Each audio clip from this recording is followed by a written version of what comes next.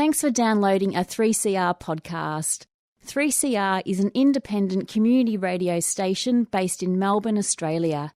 We need your financial support to keep going.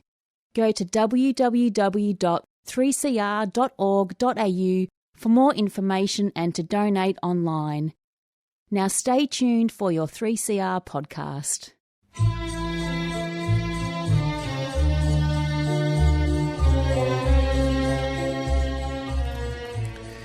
Sabah al-Khair, good morning dear listeners. You're listening to Radio 3CR on 855 AM and Palestine Remembered with Robert Martin, Nasser Mashni and Yusuf Ahmed al-Rimawi.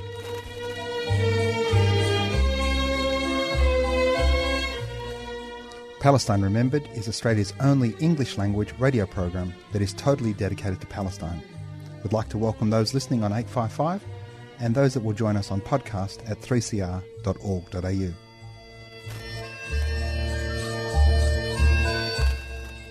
Thanks for joining us. Stay with us and enjoy the episode.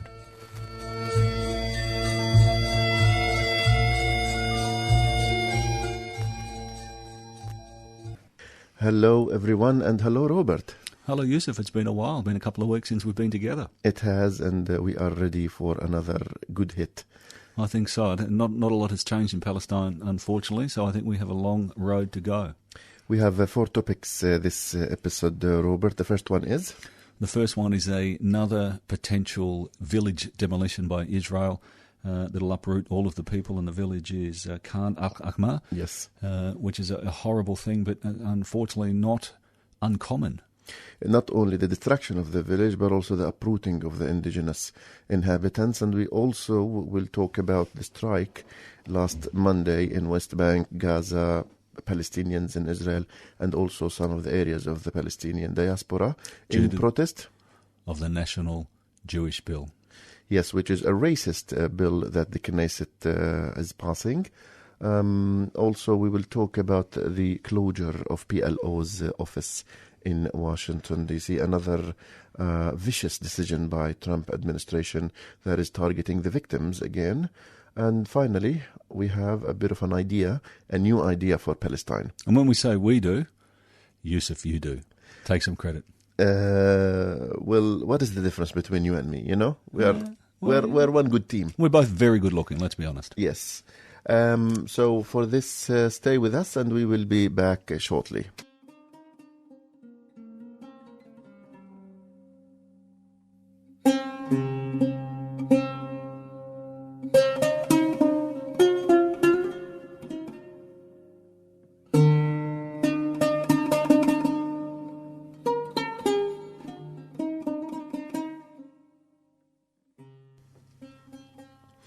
Robert, we'll talk about Khan al-Ahmar, and I think this is an area you've been to or you've seen in your visit to Palestine last year.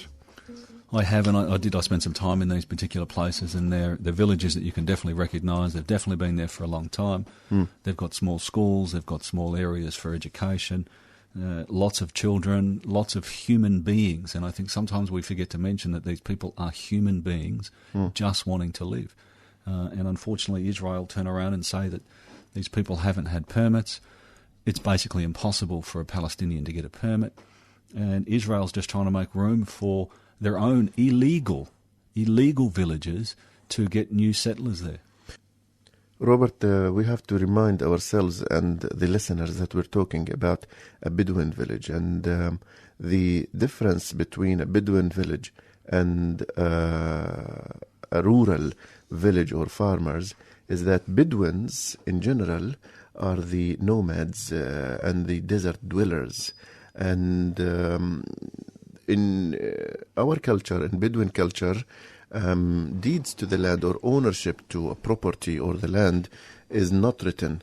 It is agreed upon, it is testified, it is witnessed, and it is narrated and told from one generation to another. And that in the Bedouin culture is accepted and has been for centuries and will always be accepted.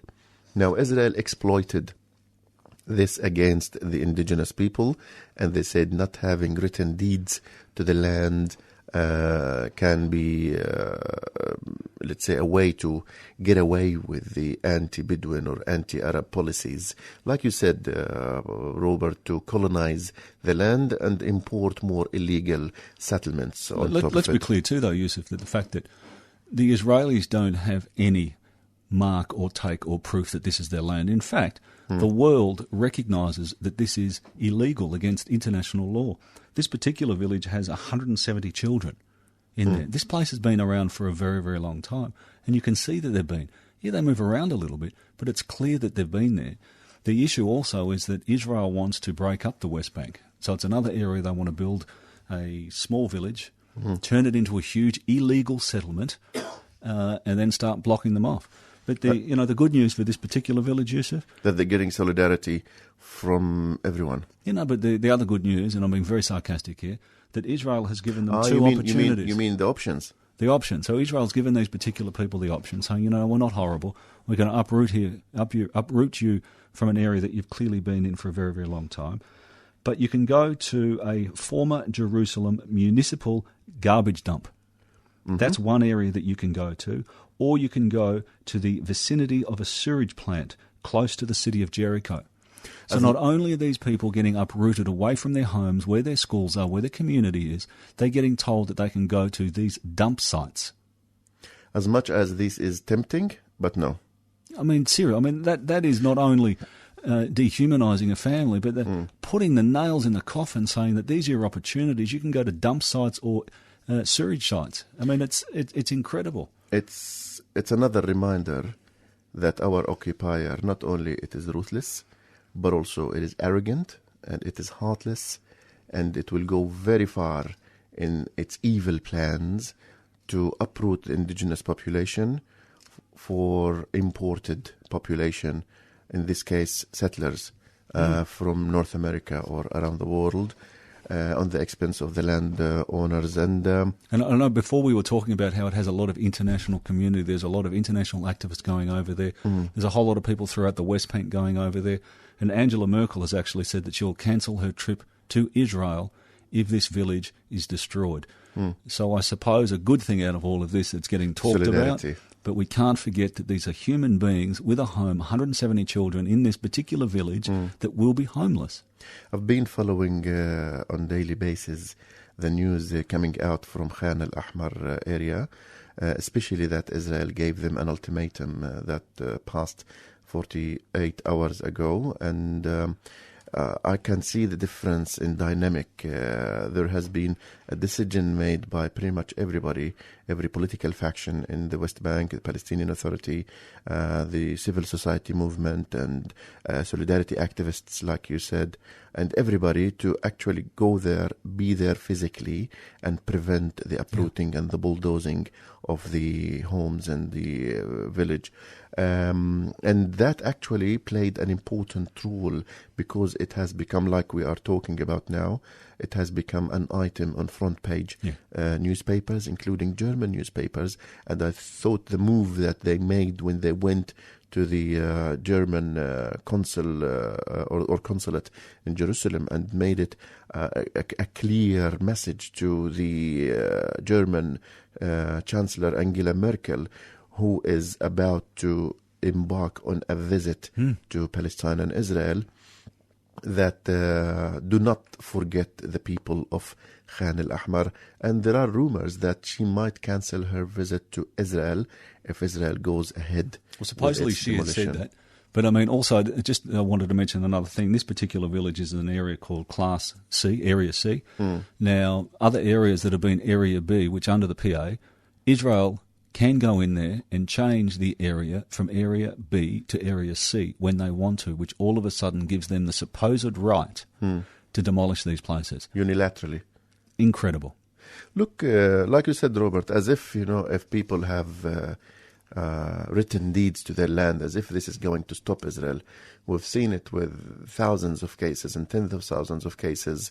If Israel wants to do something, it will do it because it knows that it is immune to being held accountable by international law, and it knows that by the support of a bully like Trump, and the international or the pro-Israel world that they can get away with anything. But I also want to give credit to the Palestinian Commission for colonization and wall resistance, especially Mr. Walid Assaf, who has been spending days and nights in Khan al-Ahmar, and also the Ministry of Education in Palestine is holding its weekly meetings in the site in form of solidarity. And also Mustafa Barghouti, the Palestinian leader of the Mubadara political party, and other, I don't want to mention names and forget others, because it has become the spearhead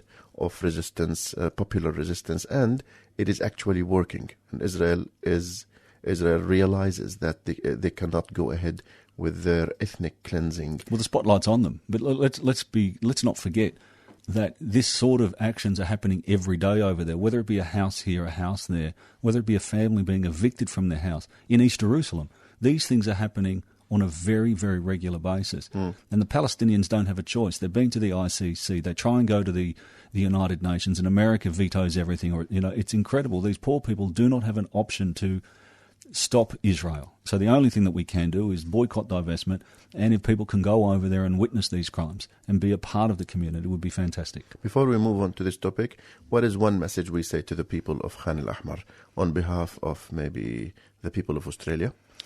We're watching. We can't empathise with you because we have no idea, but our hearts and prayers go to you, and we will do what we can. You're not alone. You're listening to Palestine Remembered on 855 AM, and this is an episode dedicated to Khan al-Ahmar and the resistance of the steadfastness of its people.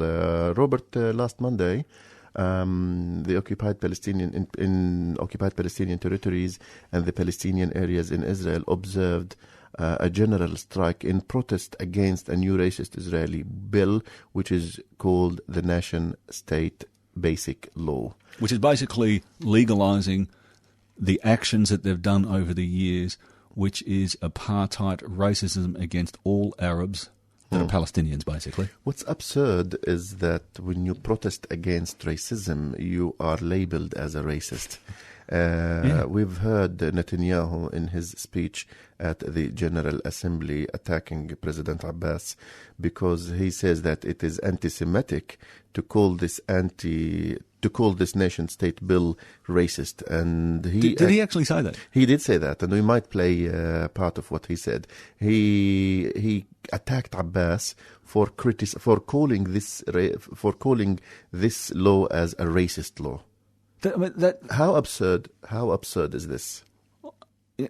I'm speechless at the absurdity of these actions that just go unnoticed. I mean, that is bizarre. And also the fact that the families of the Palestinian prisoners are on the payroll of PA. This is viewed that PA is funding terrorism, and also the families of the martyrs. Because they get some payments from the Palestinian Authority. Also, the Palestinian Authority is being attacked by Israel and by the Americans for being labeled as, funding terrorists. So how absurd is this?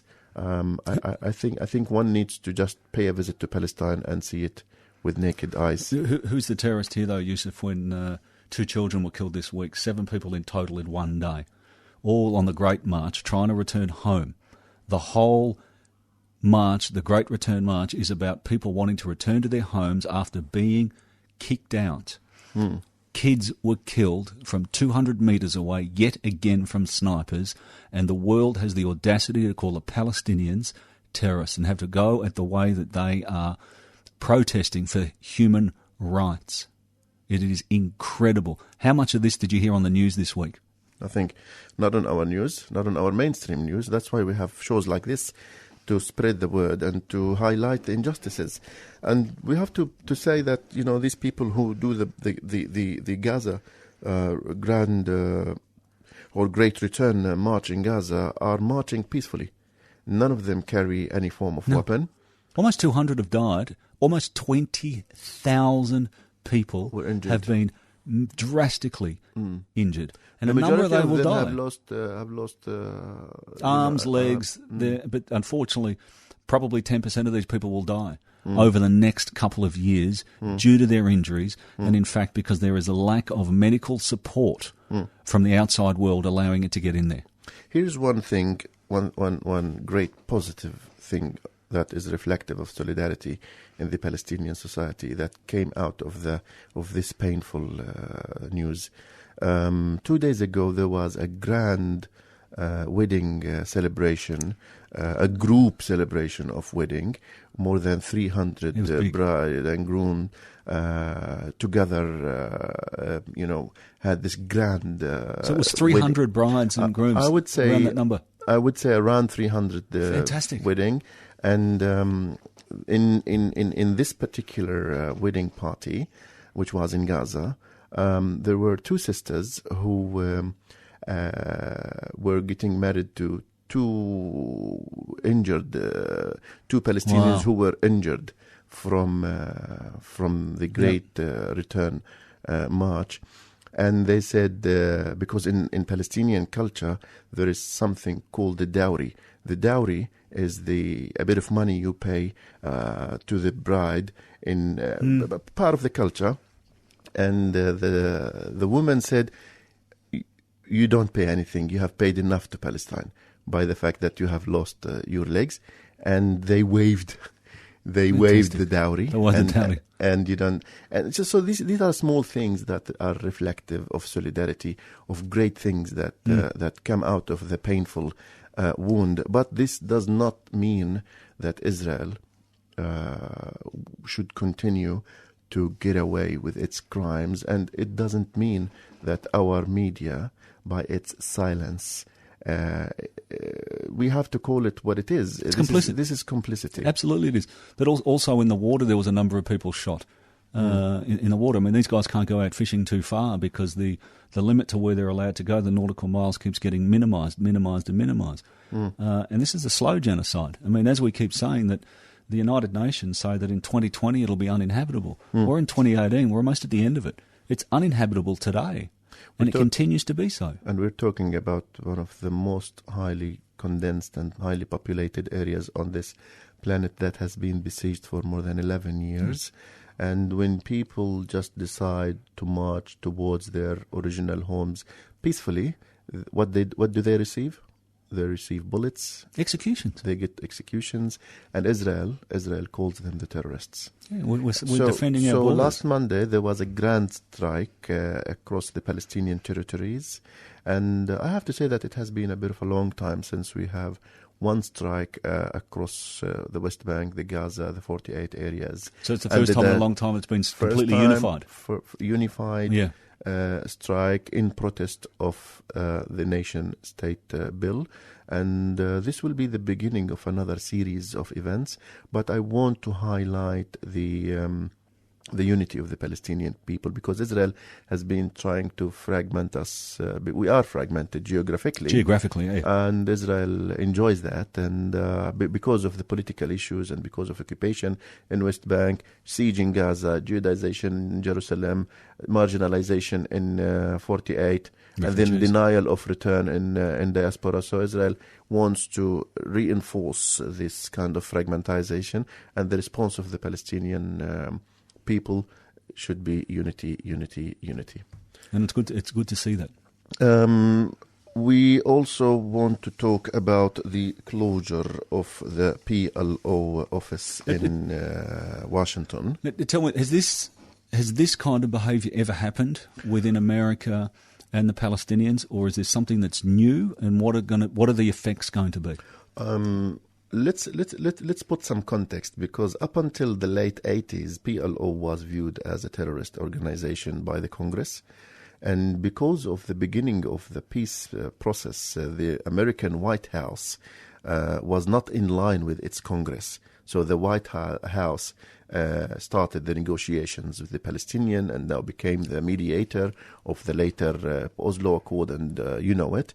However, the previous legislations passed by the Congress remained the same. So this means that whoever is in the White House can find in the legislations an excuse to use it against the Palestinians and say, well, now I have a law that considers PLO a terrorist entity, and therefore you are not allowed to have a representative office. So historically speaking, since the late 80s, since the office started in probably early 90s, it started on a 6 months renewable contract, and it got renewed every 6 months. And then came Trump, and Trump changed the rules of the game, or the rules of engagement between the Americans and the PLO. Or between anybody. Basically everybody. And we have seen that it started attacking the Palestinian constants, what they call them, the constants. The first one is Jerusalem, by moving the embassy. Yep. And the second one is war on refugees and refugee right of return.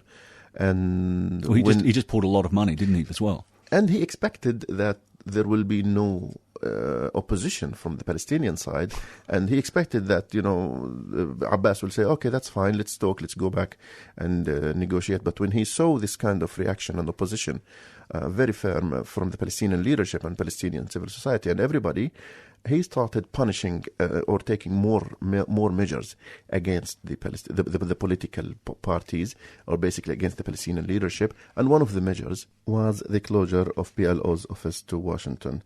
Senior Palestinian politician Hanan Ashrawi said that the U.S. government was extremely cruel and spiteful to persist in deliberately bashing the Palestinian people by denying them of their rights, giving away their lands and rightful capital of Jerusalem.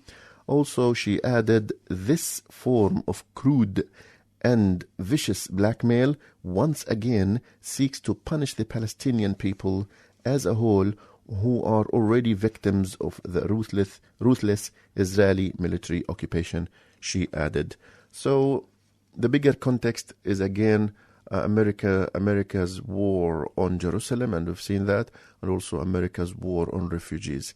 And we might, in future episode, speak about the right of return and America's policy that is trying to target that, to undermine the right of return by opening secret channels with the Arab countries that is hosting the majority of the Palestinian refugees, especially Jordan and Lebanon, and to another extent Syria, and to a third extent in the Gulf, to first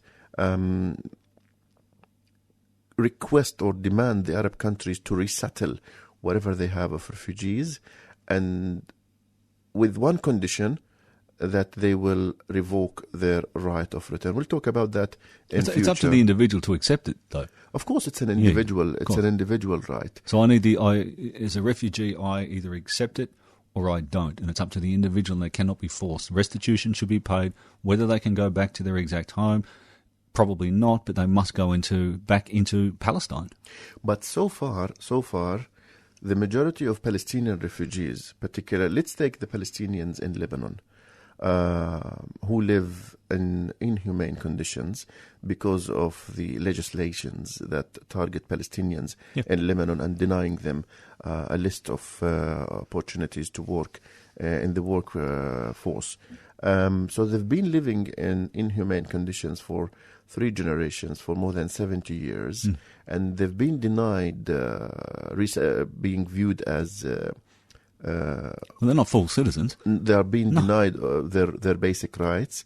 So when you talk to a group of people who have been denied basic rights, and then you tell them, I want to give you a lot of money, I want to give you much better rights, but here is one paper you have to sign. Now, I'm sure that none of the Palestinians will sell out their right of return, but the danger is that the legislations that will be taken after that, if they choose or refused cooperation, it will be more punishing them. There'll be ramifications. There will be ramifications. So we might talk about that in future. Yeah. Robert, we are heading towards the end of the show, but there is one item on our menu. And I think one of our last things that we should discuss is this idea that a very, very smart friend of mine has come up with, that being Yusuf. So tell us about this idea that can help refugees in Palestine. It's an application on smartphone, and it's a platform where demand and supply can meet. However, the idea is to minimize the unemployment rate in Palestinian refugee camps. The beautiful thing. And so basically what it is, if I'm looking for a translator, I can upload what I'm looking for on this particular platform. Yeah, you'll be looking for a service, and the service has to be things that can be done online. Yeah, because as we know, the refugees are very, very highly educated but do not have the opportunity to utilise their skills. Yes. And so this basically breaks into that. This tried to connect supply and demand and to provide new horizons for people who seek jobs in refugee camps but cannot find any due to legislations like in Lebanon, due to conflict like in Syria, due to occupation like in West Bank, due to siege like in Gaza, or due to marginalization like in 48 areas. So they can exploit, let's say, other distant opportunities, things that can be done online. And there's a beautiful long list of occupations that can be done online. For example, graphic designers. How many events do we do for Palestine events in Australia? We need graphic designers. We can go to a designer in Gaza, for example. A proofreader of Arabic content. We can go to a proofreader in Ain al-Hilwa refugee camp. Translator. Especially freelance translation market, it's a huge market. Yeah, that's brilliant. It's a brilliant idea. And also you can do let's say classes over Skype. So so the idea is to create an application. I call the application e-Samid, and Samid has a meaning. It means steadfasting. So the electronic steadfasting or electronic Samid, and it's like the Palestinian air tasker. Perfect. And let's get this happening, Yusuf. So hopefully we'll get the support. And if you think you can support this idea in one form or another, please get in touch with us, whether on our Facebook pages or somehow.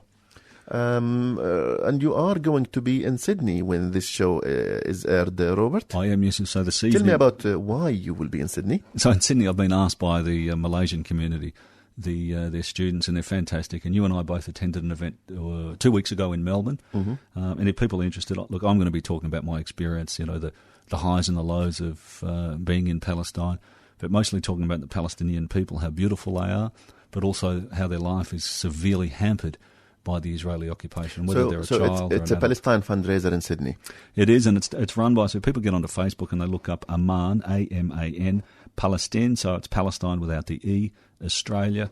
Scroll through there and you'll see my face, and under that there will be the registrations. And look, it's $20, and you get a meal, you get to hang out with like-minded and the money people. raised will go to support all projects goes to in Gaza. Every cent of it does. So it'd be fantastic to see people there.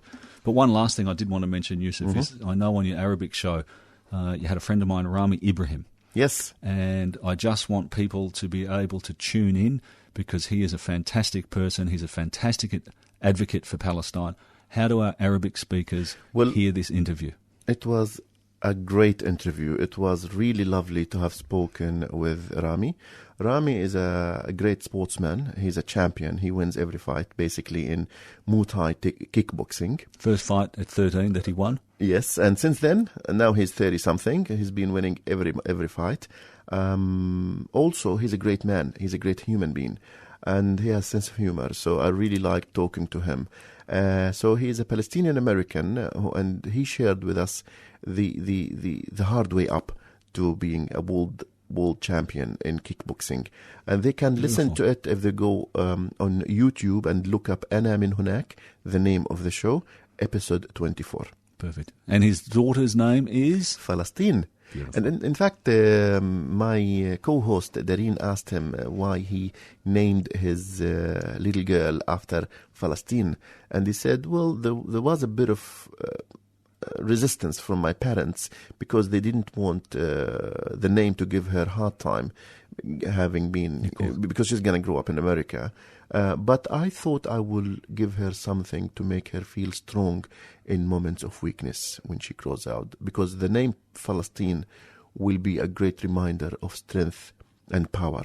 So that was beautiful. It's a beautiful story, so I hope people can tune in and share that one. So well worth the listen. And good luck, Robert, in your upcoming visit to Sydney.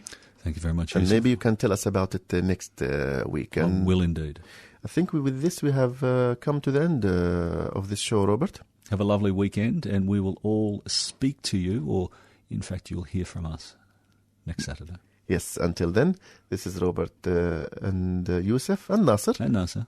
wishing you the best of time, and salam. Salam.